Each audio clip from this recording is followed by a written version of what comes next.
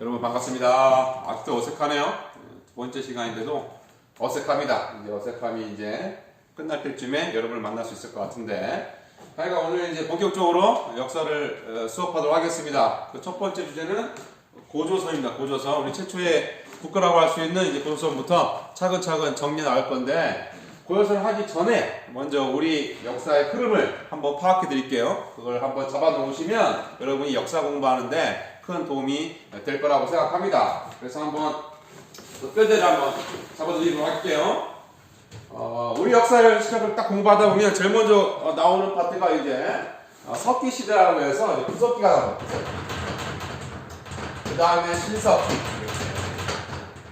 그 다음에 청동기가 나오는데, 이 청동기에 등장한 최초의 국가가 바로 고조선이다, 이렇게 보시면 돼요. 그 다음에 이제 철기로 넘어가죠. 철기에 넘어가면 이제 여러 나라들이 등장합니다. 뭐 이제 고구려, 부여, 동해, 옥저, 사만, 이런 나라들이 이제 등장하게 되는 거죠. 그러다가 이제 이 철기 시대가 지나가면 삼국시대가 등장해요. 삼국시대. 여러분이 잘 알고 있는 이제 고구려라는 국가가 이제 발제 나오고요. 그 다음에 이제 백제, 신라, 이렇게 삼국시대가 등장하고, 이 삼국시대에서 치열하게 통일 전쟁이 벌어지는데, 그 통일한 국가가 어느 나라냐면 신라예요. 신라. 그래서 이제 신라가 딱 등장하는데, 신라가 남쪽을 통일하는데 그 당시에 북쪽은 새로운 국가가 등장해요. 남쪽의 신라가 고구려 백제를 통일하는데 그 북쪽에는 새로운 국가인 발해가 등장합니다. 발해. 그래서 이 시대를 뭐라고 부르냐면 남북국 시대라고 합니다. 남북국 시대. 이렇게 알아두면 되고요. 그 다음에 남북국 시대가 지나고 나면 이제 후삼국 시대가 와요. 후삼국 시대. 후삼국에 가지고 신라가 점점점 쇠퇴하면서 새롭게 부강하는 나라가 등장하는데, 그 나라가 바로 이제 후고구려, 이런 나라들. 그 다음에 후백제,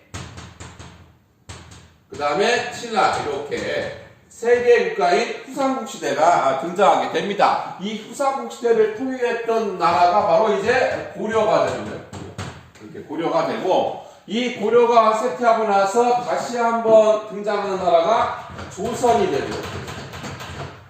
조선이 되고, 조선 500년 역사가 지나가면서 점점점 쇠퇴하면서 고종이 나라 이름을 바꿔요. 그 나라가 바로 대한제국입니다. 이렇게 되고, 대한제국이 멸망하면서 일본이 대한제국을 먹죠. 그러면서 일제강점기가 등장합니다. 이 일제강점기가 끝나고 나서 이제 대한민국, 몇 가지가 이제 우리의 역사인데, 우리가 공부하는 최초의 국가인 고조선부터 해가지고 현재의 대한민국까지 이 당시의 기간이 5000년. 그래서 우리 역사를 반만년 역사라고 부르는 겁니다. 그래서 이제 우리가 처음으로 이제 고조선에 대해서 공부할 건데, 공부하다 보다 정말 궁금하다, 이 시대가 너무나 궁금하다 라고 하면 질문하시면 제가 한번 다시 영상을 찍어서 알려드리도록 하겠습니다. 그래서 이 시간 이제 고조선부터 수업을 진행하도록 할게요. 여러분 한번 봅시다. 이렇게 놔주시면 되고,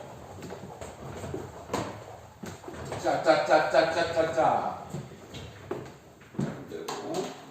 자, 지도하고 있습니다, 여러분. 여러분 아시다시피 이렇게 한반도가 이렇게 있고요.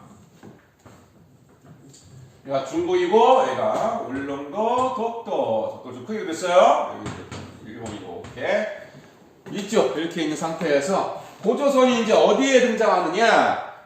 한반도 전역을 다 포함하는 것이 아니라 한반도 북부에서 이쪽이 이제 만주라고 하는데, 이쪽에 넓게 이렇게 자리 잡고 있었다, 이렇게 보시면 되는데, 우리 그걸 어떻게 할 수 있을까요? 이거 어떻게 할 수 있을까? 이 고조선의 세력 범위를 우리는 어떻게 할 수 있을까? 이거에 궁금증을 가져야 됩니다. 이게 과연 이 고조선의 그 영역은 어디까지였을까? 여기에 대해서 참 궁금증을 많이 가져요. 가장 간단하게 해결할 수 있는 방법은 뭐냐면, 이 고조선에 등장하는 독특한 유물이 발견되는 곳을 세력 범위로 짜면 되는 거죠. 그러니까 중국과는 다르게 중국과는 다르게 고조선에만 있는 유물들이 등장하는 것을 고조선의 세력법을 잡으면 가장 간단하게 해결될 수 있는 문제입니다. 여기에도 여러 가지 학계 여러 가지 의견들이 있겠지만 여러분이 생각하기에 가장 좋은 접근 방법은 고조선의 세력법을 알 수 있는 가장 좋은 방법, 가장 쉬운 방법은 고조선의 유물이 등장하는 곳, 그러니까 고조선의 문화가 등장하는 곳, 여기가 바로 고조선의 세력법이다 이렇게 알 수 있는 거죠. 그럼 고조선에만 있는 독특한 유물이 뭘까요? 중국과는 다른 독특한 유물, 고조선에만 있는 독특한 유물이 뭘까요? 한 세 가지 정리할 수 있는데요. 첫 번째가 뭐냐 하면 동검이 있어요. 동검인데 그 동검의 모양이 특이해요. 비파를 닮았다고 해서 비파형 동검이랍니다. 비파형 동검. 비파형 동검이라고 하는데 이건 중국에서 등장하지 않아요. 우리의 역사에만 등장하는 독특한 우리 비파형 동검인데 비파 모양을 닮았다고 해가지고 이렇게 해가지고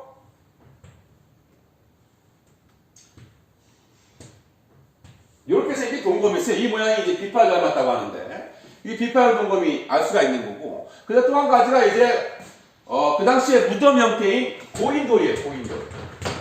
고인돌인데 고인돌은 다 알 거예요. 다 알 건데 이 고인돌의 모양이 탁자식, 그러니까 책상 모양을 닮았다 해서 탁자식 고인돌이에요.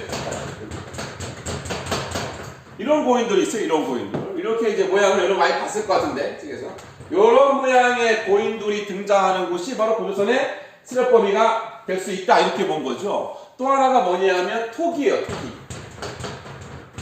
토기는 뭐냐면 그릇인데 각 시대마다 대표적인 토기가 있어요. 신석기를 대표하는 토기가 빗살무늬 토기. 그 다음에 청동기 시대를 대표하는 토기가 민무늬 토기인데 이 고조선을 대표하는 토기가 하나 딱 있어요. 이게. 그러니까 빗살무늬 토기하고 민무늬 토기는 손잡이가 없는데 이 토기는 손잡이가 있는 독특한 토기예요. 그 토기가 뭐냐면 미송리식 토기예요. 미송리식 토기. 그러니까 미송이라는 지역에서 많이 등장하는 토기다 이렇게 보시면 되는데 손잡이가 있어요. 손잡이 이렇게 옆에 손잡이가 있는 토기. 이게 바로 미송리식 토기인데 요 비파형 동검과 탁자식 고인돌 미송리식 토기가 등장하는 곳이 바로 고조선의 세력법이다 라고 우리가 말할 수가 있는 거죠. 그래서 이 부분을 여러분이 꼭 알아두셔야 중요한 부분이고 또 한 가지 역사학자가 궁금한 게 이거예요. 고조선 사회를 우리가 어떻게 알 수 있을까? 너무나 오래된 역사 아닙니까? 너무나 오래된 역사이기 때문에 뭐 자료가 풍부한 것도 아니고 유물 유적이 많이 등장하는 것도 아니에요. 그럼 그 당시의 생활 모습을 우리가 어떻게 알 수 있을까? 여기에서 우리가 관심 갖는 게 뭐냐 하면 신화입니다. 신화. 이 고조선을 건국한 사람이 누구냐면 여러분 아십니까 여러분? 단군이에요. 단군. 많이 들어봤죠? 단군이라는 사람인데 이 단군 신화가 있어요. 신화. 근데 생각해보세요. 신화가 역사일까요? 역사가 아닐까요? 신화가 역사일까요? 역사가 아닐까요? 신화는 역사가 될 수 없어요. 그러니까 역사 쪽에서 보면은 신화는 허구죠. 허무맹랑한 이야기죠. 신이 인간을 만들어. 그 인간이 신과 싸워. 이 말도 안 되는 얘기잖아요. 그 말도 안 되는 얘기 속에서 역사적 사실을 끄집어낼 수가 있는 거죠. 우리가 그걸 해보는 거예요. 거기에서 고조선의 사회 모습을 조금은 알아낼 수 있다라는 겁니다. 한번 볼까요, 여러분? 단군 신화 아는 사람은 알 텐데 하늘의 신이 있어요. 그 당시에 하늘의 신. 그 당시에 하늘의 신을 누구라고 하냐면 한인이에요. 한인이 하늘의 신이야. 그 아들이 있었어요. 그 아들이 누구냐 하면 환웅이에요. 어느 날 환웅이 이렇게 막 심심해가지고 이렇게 돌아다니다가 하늘을 돌아다니다가 땅을 딱 봤는데 너무 재밌어 보여. 그래서 아빠한테 얘기하는 거야. 아빠, 나 땅 가고 싶어. 나 땅 좀 보내줘. 나 저기 가서 좀 살고 싶어. 뭔가 하고 싶어. 이러니까 환희 그러니 우리 아들 뭐 땅에 가고 싶어? 알았어. 그럼 내려가서 땅을 네가 한번 다스려봐. 이렇게 된 거예요. 그래서 환웅이 목표를 세우고 땅에 내려옵니다. 그 목표가 뭐냐면 내가 내려가서 인간들이 이롭게 할 거야. 널리 이롭게 할 거야. 그렇게 해서 잘 먹고 잘 살게 할 거야. 행복하게 할 거야. 라는 목표를 가지고 땅에 내려와요. 생각해보세요. 목표가 인간을 널리 이롭게 한다는 거죠. 여기에서 여러분은 뭔가를 끄집어낼 수 있어야 돼요. 인간을 널리 이롭게 한다. 그 네 글자로 뭐라고 할까요? 여러분 많이 배웠을 것 같은데? 기억날 건데? 인간을 널리 이롭게 한다. 이거 우리가 뭐라고 불러요? 홍익인간이라고 하는 거예요. 홍익인간. 홍익인간. 인간을 널리 이롭게 한다. 요게 바로 이제 뭐가 되는 거예요? 고조선의 건국 이념이 되는 거예요. 우리가 이런 모습들을 끄집어낼 수 있어야 돼요. 그래서 인간을 널리 이롭게 한다. 홍익인간이라는 정신을 가지고 환웅이 땅에 내려오죠. 내려올 때 혼자 내려오냐? 아니에요. 친구들을 같이 데리고 내려온단 말이에요. 그 같은 친구들이 누구냐 하면 비, 구름, 바람이 이런 친구들 같이 데리고 내려와요. 그러면 정말 이 비, 구름, 바람이라는 친구가 있겠냐? 아닌 거죠. 뭐예요? 이거 뭘 의미할까요? 비, 구름, 바람을 같이 들어왔다. 이거 뭘 의미할까요? 비, 구름, 바람이 중요하다는 거예요. 그 당시의 생활에서.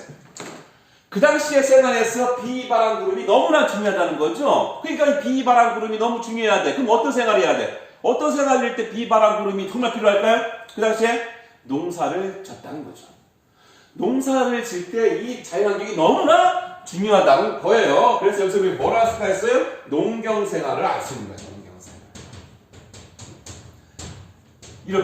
이렇게 신화 속에서 그 당시의 사회의 모습을 끄집어낼 수 있는 그런 훈련이 바로 역사입니다. 같이 해보세요, 여러분. 그래서 환웅이 비, 바람, 구름을 내려와서 살았어요. 정말 행복하게 지냈어요. 자기들끼리 잘 먹고 잘 살았어요. 너무나 재밌어요. 근데 그게 너무나 부러운 거죠. 누가 부러워요? 호랑이하고 곰이 너무 부러운 거야.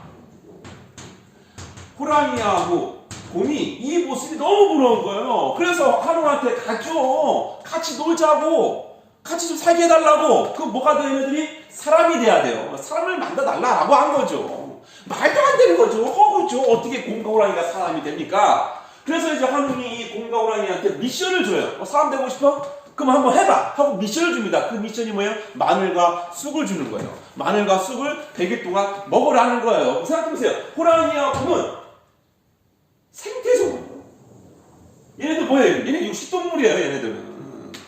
마늘과 쑥을 먹을 수가 없어. 너무나 싫어하죠. 얘네들은 본능 자체가 육식동물이란 말이에요. 근데 들어가서 뭐예요? 마늘과 쑥을 먹어요. 불가능한 미션을 준 거예요. 미션 임파서블을 준 거죠. 호랑이를 어떻게 해? 못하겠다 나온 거예요. 근데 이 곰이, 이 미련 곰탱이 이 곰이 미련하게 100일 동안 자기의 본성을 잊어버리고 마늘과 쑥을 먹습니다. 그 미션을 클리어해요. 그러니까 어떻게 해요? 환웅이 곰을 사람으로 만들어 주죠. 그 사람이 뭐가 되는 거예요? 웅녀가 되는 거예요. 웅녀가. 말도 안 되는 얘기죠. 그럼 정말 호랑이와 곰이 왔을까? 찾아왔을까? 그래서 사람이 됐을까? 아닌 거죠. 그 당시에 호랑이 부족하고 곰 부족이 있었던 거죠. 호랑이를 섬기는 부족하고 곰을 섬기는 부족이 있었던 거예요. 이렇게 동물을 섬기는 신앙이 그 당시에 있었어요. 그 당시에. 우리 마스코트는 곰이야. 우리 마스코트는 호랑이야. 하면서 그 동물을 섬기는 그 신앙이 있었단 말이죠. 그 신앙을 뭐라고 부르냐면 토테미즘이라고 해요. 토테미즘. 요런 게 이제 우리가 끄집어낼 수 있는 거예요. 그래서 호랑이 부족하고 곰 부족이 있었는데 여기에서 호랑이 부족은 나가고 환웅 부족하고 곰 부족이 그래서 결혼했다는 얘기는 뭐냐면 연합했다는 거예요. 환웅 부족과 곰 부족이 연합을 했다. 이렇게 우리가 알 수가 있는 거죠. 이렇게 신화 속에서 역사적인 사실들을 끄집어낼 수 있다라는 거예요. 그래서 곰이 웅녀가 돼서 환웅과 결혼하죠. 결혼해서 낳은 아들이 누구냐면 당군 왕검이에요. 왕검이 나죠. 얘가 이제 고조선을 건국하고 왕이 되는 거예요. 근데 여기서 알 수 있는 건 뭐냐면 당군은 뭐냐면 그 당시에 제사장을 의미하는 보통 명사입니다. 사람 이름이 아니에요. 제사장을 의미하는 명사예요. 왕검은 뭘까요? 왕검. 지배자를 의미해요. 지배자를 의미하는 보통 명사예요. 그러니까 제사장이 뭐예요? 지배자고 지배자가 뭐예요? 제사장인 거예요. 그 제사장과 지배자, 정치가가 하나예요. 제사장과 정치가가 하나다. 그래서 여기 뭘 의미할 수 있어요? 여기서 뭘 의미할 수 있어요? 제사장과 정치가가 하나다. 재정일치. 이렇게 할 수가 있는 거죠. 그래서 단군 신화 안에서 우리가 그 당시의 삶의 모습에서 홍익인간, 농경생활, 토테니즘, 제자일치 이런 모습들을 끄집어낼 수 있다는 거예요. 그런 것 중에서 우리가 고조선의 사회를 조금은 알아갈 수 있다 이렇게 보시면 됩니다. 그 고조선이 청동기를 바탕으로 성장했는데 BC 5세기에 넘어와서 철기가 보급됩니다. 철기가 보급되면서 고조선이 점점점 더 성장할 수 있는 기반이 만들어져요. 이럴 때 어떤 일이 벌어지냐면 중국 역사에서 어떤 일이 벌어지냐면 중국에 진나라가 있었는데 진시황 압니까? 진시황. 그 진시황이 만든 나라가 바로 진나라예요. 이 진나라가 멸망하고 한나라로 교체되는 시기. 이거 어떻게? 혼란한 시기. 진한 교체기. 혼란한 시대야. 어려운 시대야. 이런 중국에서 이 진한 교체기 혼란한 시기에 여기에서 중국을 탈출해서 고조선으로 넘어오는 사람이 있었으니 그 사람이 누구냐? 위만이에요. 위만이라는 사람이 자신을 추종하는 1000여 명의 사람과 함께 고조선을 넘어오는데 얘가 뭘 갖고 오느냐? 철기를 갖고 와요. 아주 무수한 철기를. 그러니까 고조선에서 투지프를 쓰고 있었는데 중국 이만이라는 사람이 5G를 갖고 오는 거예요. LT를 갖고 오는 거예요. 그러니까 선진문물, 철기에서 선진문물을 갖고 딱 오니까 그 당시에 고조선 왕이었던 준왕이 왕이었는데 얘가 비만이 너무 마음에 드는 거예요. 너무 괜찮은 거야. 그래서 어떻게 하냐? 너무나 중요한 지책을 맡기죠. 네가 국경을 한번 다스려봐라 이렇게 된 거죠. 그래서 국경수비 대장이 됩니다. 국경수비 대장이 돼요. 중요한 지책을 부여한 거죠. 그렇게 했는데 이만이 어떻게 해요? 점점점 욕심이 생겨요. 권력욕이 생깁니다. 왕을 몰아내고 자신이 왕이 되고 싶은 거예요. 그래서 쿠데타를 일으키죠. 군대를 모으고 사람들을 모아서 준왕을 몰아내고 그 당시에 수도가 왕검성인데 평양의 왕검성인데 그 왕검성에 쳐들어가서 준왕을 몰아내고 위만이 직접 왕이 됩니다. 그 준왕은 남쪽으로 쫓겨나죠. 그래서 그 당시를 위만 조선이라고 하는데 그 위만 조선이 딱 생기면서 그 조선이 멸망하느냐? 아니에요. 더 성장합니다. 더 잘 먹고 잘 살아요. 그 뛰어난 철기로 옆에 주변 지역을 정복하면서 세력을 확장해 나갑니다. 그러니까 어떻게 해요? 그 당시에 중기였던 한나라가 싫은 거야.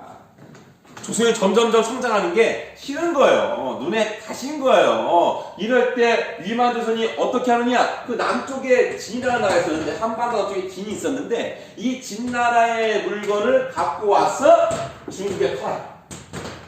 한나라에. 그리고 한나라의 물건을 갖고 와서 진나라에 팔아요. 그러니까 쉽게 설명하면 중개무역을 하는 거죠. 중개무역을 딱 하는 거예요. 중개무역을. 그러니까 엄청나게 많은 이득을 얻죠. 이익을 얻는 거예요. 철기를 갖고 가지고 여행 주변 국가를 정복해 나가면서 영토를 확장해 나가고 중개무역을 통해서 많은 이득을 남기니까 한나라가 화가 나는 거예요. 뿔난 거예요. 눈에 가시예요. 이 고조선을 멸망시키고 싶은 거예요. 근데 그 당시에 한해 싸움을 제일 잘한다. 한나라 역사에서 가장 이대하다고 평가받는 황제가 있었던 거죠. 그 황제가 누구냐? 무제입니다. 무제. 한나라의 무제. 나중에 세계사 할 때 이 무제 다시 한번 다룰 거예요. 그만큼 중요한 인물입니다. 이 무제가 싸움을 잘해요. 아주. 이 무제가 이 고조선에게 선전포고합니다. 전쟁을 선포하죠. 치열하게 1년간 싸워요. 치열하게 1년간. 잘 막았어요. 근데 이 고조선 지배층 내부에서 분열이 생기기 시작합니다. 너무 힘든 거야. 그래서 자기들끼리 싸우다가 한나라한테 멸망당하면서 고조선은 역사에서 빠져버리게 되는 겁니다. 여기까지가 고조선에 관련된 역사였어요. 여러분 이 역사를 어떻게 한다? 이제 정리할 겁니다. 정리. 한번 머릿속에 한번 되새겨 보세요. 오늘 공부한 것들 한번 싹 바라보시고 오늘 이렇게 한번 정리했으면 좋겠습니다.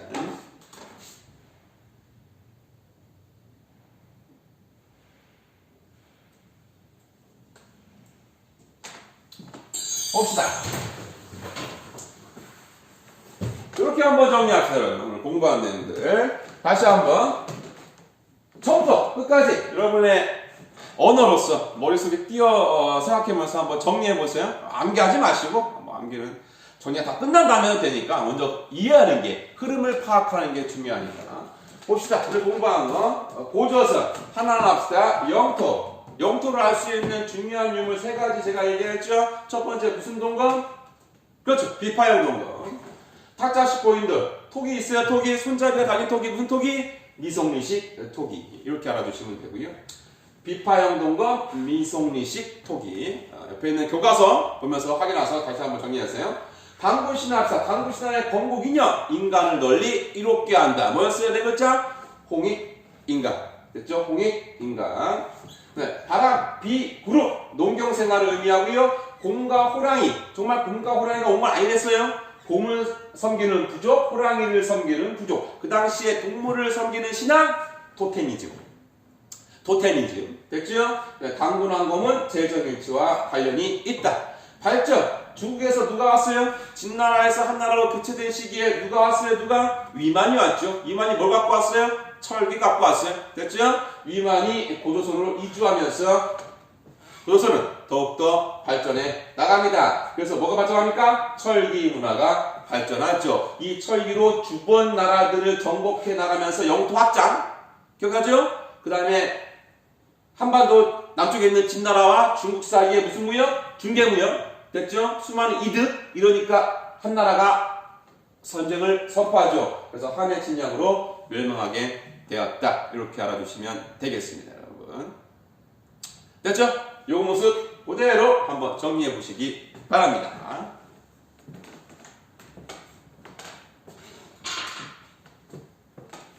다시 한번 해드릴게요. 영토, 비파형 동건, 탁자식 고인돌, 미송리식 토기.